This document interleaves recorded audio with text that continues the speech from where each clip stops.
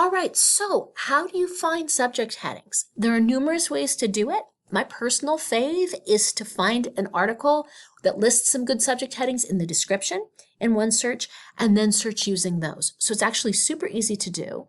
So let's find an article here, click on one, and you can just see the terminology that they use. So if you scroll down, you'll see in red, it says subject right here. We've got antitoxins, therapeutic use, drug therapy combination methods, right? And then things that are broad like humans, right? But you've also got anthrax drug therapy.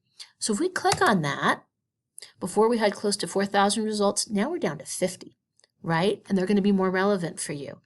Another thing you could do is find a different subject heading in there that doesn't specify anthrax and then add anthrax as a separate search term, right? But the goal when you're researching is to waste as little time as possible going through stuff that doesn't help you. Subject headings really do. So give it a try and let me know if you have any questions.